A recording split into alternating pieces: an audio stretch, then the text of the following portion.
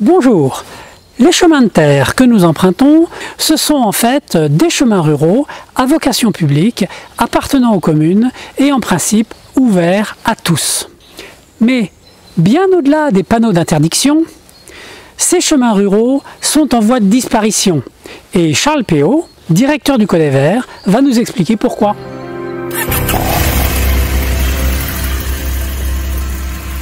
Les chemins ruraux sont des voies très utiles.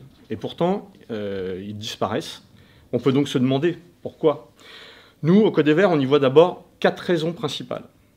La première, c'est la modernisation de l'agriculture.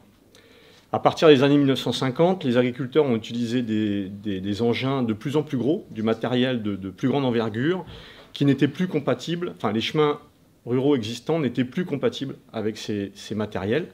Et donc, ces chemins ont été délaissés. Toujours lié à la modernisation de l'agriculture, une des autres causes, c'est les remembrements. En fait, un remembrement, en quoi ça consiste? Ça consiste à rassembler des petites parcelles pour en créer de très grandes, pour faciliter l'exploitation agricole. Évidemment, quand on rassemble toutes ces petites parcelles, on fait disparaître en même temps tous les chemins ruraux qui les desservaient, qui les séparaient. D'autres opérations foncières font disparaître les chemins ruraux. Je pense notamment aux aménagements routiers, tout ce qui est construction d'autoroutes, de routes, de ronds-points, souvent ça, ou de zones d'activité. Il y a l'urbanisation aussi, les zones commerciales, les zones d'activité. Tout ça, ça fait disparaître des chemins ruraux. Une des autres causes importantes, c'est le manque d'entretien. On l'a souvent répété, les communes n'ont pas l'obligation d'entretenir les chemins ruraux. Et comme je le disais tout à l'heure, un chemin rural, s'il est peu utilisé et qu'en plus il n'est pas entretenu, évidemment, il disparaît encore plus vite sous la broussaille. Enfin, la dernière cause dont je voudrais parler ce matin, j'ai gardé la cause la plus énervante pour la fin, je veux parler des accaparements qui sont malheureusement très fréquents. Un accaparement, c'est quoi? C'est quand un riverain, que je vais qualifier d'indélicat, s'approprie un chemin rural.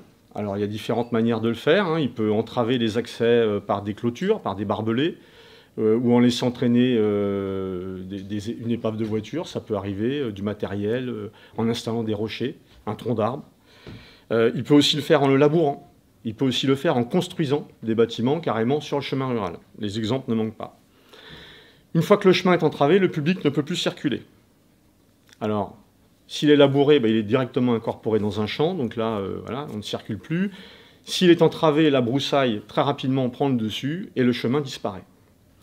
Et que se passe-t-il ensuite? Eh bien, au bout de quelques années, le riverain va voir le maire et lui dit « Écoutez, le chemin, là, il a complètement disparu, plus personne ne passe, moi je vous le rachète. » Et bien souvent, les communes préfèrent se débarrasser du chemin plutôt que d'aller intenter une procédure juridique qui sera coûteuse, longue, dont le résultat n'est pas forcément garanti si le chemin a disparu depuis très longtemps.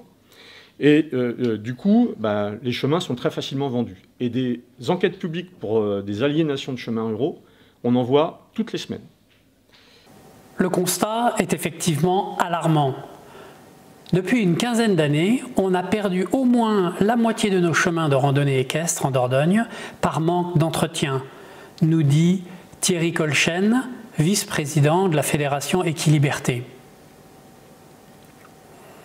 Sur 601 communes référencées dans les 5 départements de Hauts-de-France, en 6 ans, entre 2017 et 2023, 17% des chemins ruraux ont disparu, préemptés par les riverains, nous dit Nadia Butazoni, présidente de l'association Chemin des Hauts-de-France. Donc maintenant, j'ai posé toutes les 4 causes principales de disparition. Intéressons-nous aux solutions potentielles, en tout cas celles auxquelles nous on pense au Caux des Verts et celles qu'on a proposées aux parlementaires déjà depuis assez longtemps. Donc déjà la première, comment lutter contre l'embroussaillement quand il résulte d'un manque d'usage et d'un manque d'entretien? On ne va évidemment pas demander aux agriculteurs de racheter des petits tracteurs et d'aller se promener sur les chemins ruraux, les chemins creux. On doit aussi constater que le passage de quelques piétons ou quelques vélos ou quelques cavaliers par mois, ça ne suffit pas à empêcher la broussaille de passer.